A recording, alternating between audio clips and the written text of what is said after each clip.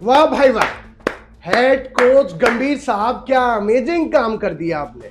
Ireland से हारे यार, कोई बात नहीं, इंग्लैंड से मुंह काला करवाया और आखिरकार आपने हमसे तालियां बजवा ही ली, क्योंकि आपने हमारे एक प्लेयर का 2027 वर्ल्ड कप तक का जो रास्ता था उसे साफ कर दिया और जो हमारा कंफ्यूजन था उसको भी खत्म कर दिया।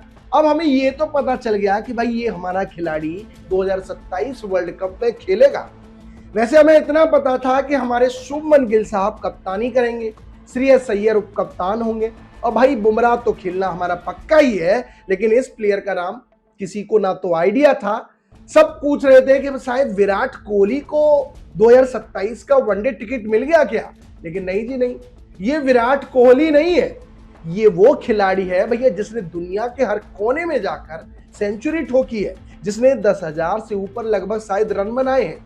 और अभी अगर फिलहाल का इस खिलाड़ी का रिजल्ट देखें, इसे इतना कंफ्यूजन में रखा गया कि आपको 2027 वर्ल्ड कप में खिलाना है या नहीं, इसे कुछ पता ही नहीं था। और इसका जो मेंटल प्रेशर था भैया इसकी बैटिंग पर भी था। आपके लास्ट 5 मैच अगर इनके उठा के देखें तो 5 मैच में 165 रन बनाए, वो भी आपका 33 का एवरेज रहा इस खिलाड़ी का। तो यानी कि जो इनका इंटेंट था वो अब क्लियर हो गया। अब कितनी फियरलेस अप्रोच के साथ ये बैटिंग करेंगे ये तो आने वाला समय बताएगा। लेकिन गंभीर भाई के लिए बस यही कहूंगा कि देर आए दुरुस्त आए।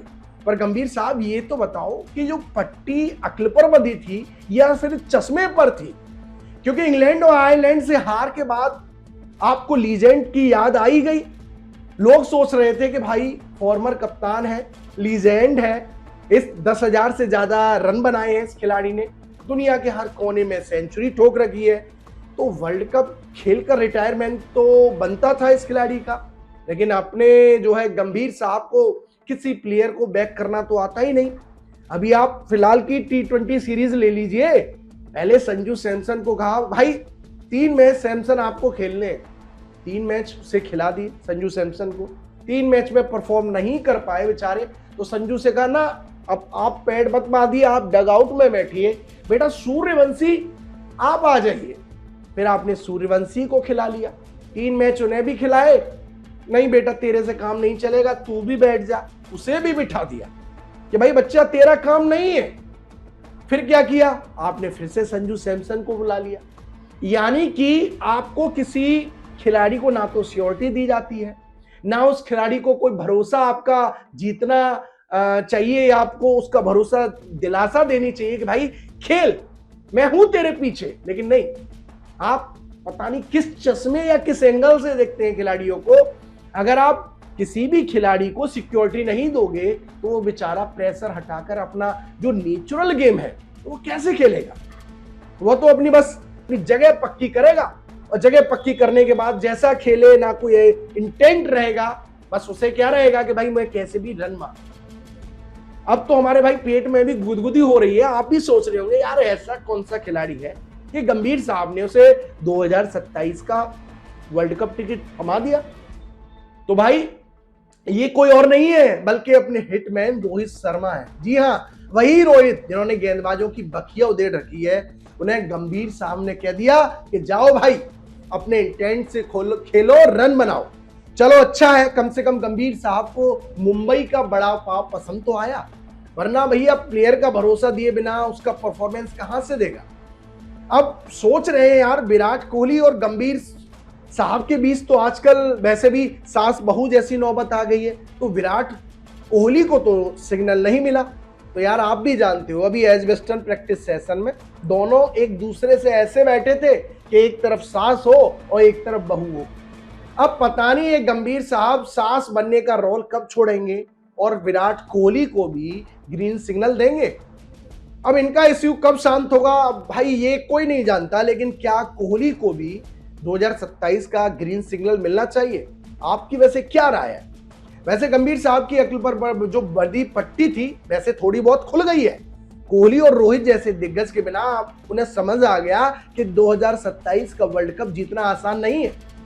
इन खिलाड़ियों का अनुभव 2027 वनडे वर्ल्ड कप में युवाओं के लिए बहुत काम आने वाला है, क्योंकि भैया अगला वर्ल्ड कप जिम्बाब्वे, नामीबिया और साउथ अफ्रीका, इन 3 देशों में खेला जाना है। और वहां अगर किसी को सबसे ज्यादा अनुभव है ना, तो इन 2 खिलाड़ियों को, रोको यानी कि रोहित शर्मा और हमारे किंग कोहली।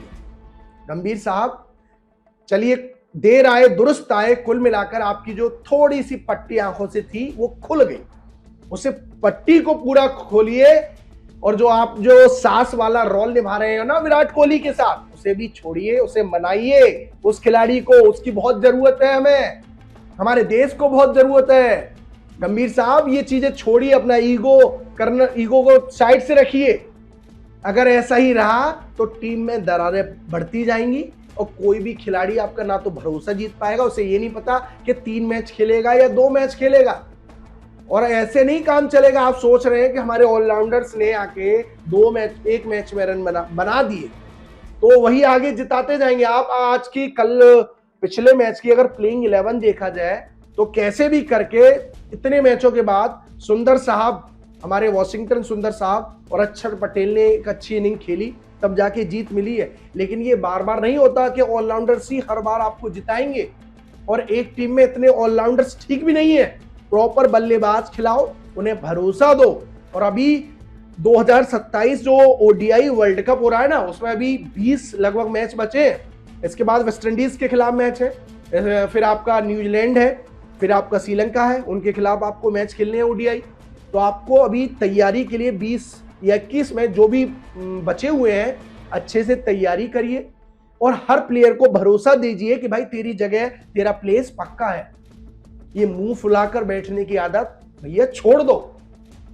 चलो देखते हैं अब क्या होता है आने वाले समय में, क्या वाकई में गंभीर साहब की पट्टी खुल पाती है या नहीं, ये तो आने वाला अब समय बताएगा। ऐसे ही खेल की और रोचक खबरों के लिए बने रहिएगा हमारे साथ खेल चौक पर। तब तक के लिए धन्यवाद।